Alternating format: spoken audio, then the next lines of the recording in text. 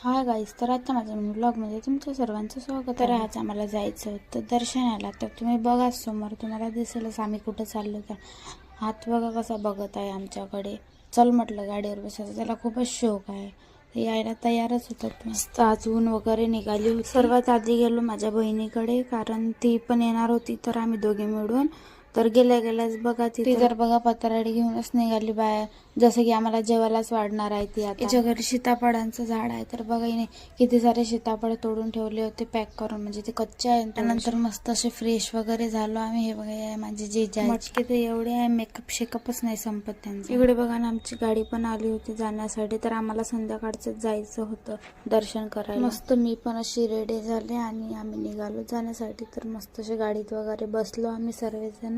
Finally निघालो. इथे तर यवतमाळातून निघालाच आम्हाला रात्र झाली, कारण गर्दी बघा किती आहे. ह्या भूताची फेमस देवी झालेली आमच्याकडे यावर्षी. तिथे खूप गर्दी आहे, कितीतरी दूरपर्यंत तर त्याची लाईनच होती. त्यानंतर आम्ही अशी गर्दीला सप्पाक करत निघालो. इकडे बघा माझे भाऊजी मागून ओरडत होते, चला माऊली चला माऊली, जसे की यांच्या आज्ञाचं पालनच करणार आहे ते बिचारे. सर्वात आधी केली आम्ही गाडीची पेटपूजा आणि निघालो मग जाण्यासाठी.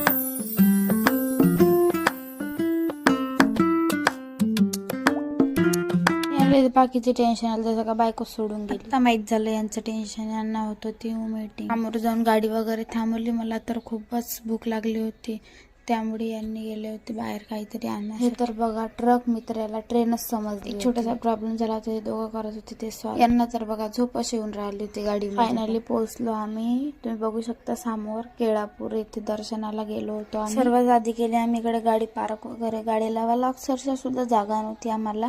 तरी पण आम्ही आतमध्ये नेली आणि फायनली गाडी वगैरे तिकडे लावली. नेऊन आम्ही गाडी पार्क करून निघालो आम्ही आतमध्ये जाण्यासाठी. गर्दी तर इतकी होती तुम्ही बघू शकता. बघा ना लैला मजनू कसे चालले, यांची बायको सारखून चालली. त्यानंतर लागलो आम्ही इकडे लाईन मध्ये वगैरे. बघा किती वरतून बघितलं तर गर्दी होती. रात्रीची वाजले होते जवळपास 12, तरी पण इतकी गर्दी होती. ज्यावेळेस आम्ही लाईनीत लागलो त्यावेळेस तेवढी तर काही गर्दी नव्हती. मस्त असं लाईनीमध्ये मोकळं दर्शन लागलं. खूप अशी गर्दी नव्हती लाईन मध्ये लागण्यासाठी. आता आमच्यातले दोघं गायब आहे, कारण ते मागून येणार होते. अंदर व्हिडिओ अलाउड नसल्यामुळे मी आतमधलं तर काही घेतलं नाही. फायनल दर्शन वगैरे करून निघालो बाहेर. आणि इकडे बाहेर पण देवी होती तर तिकडे दर्शन घेतलं. हे तर बघा पर्स घेऊनच नंतर गेलो आम्ही या घटाकडे. हे ज्योत चालू राहते, याच्यात आपल्याला तेल घ्यावं लागतं, आणावं लागतं आणि टाकावं लागतं त्यामध्ये.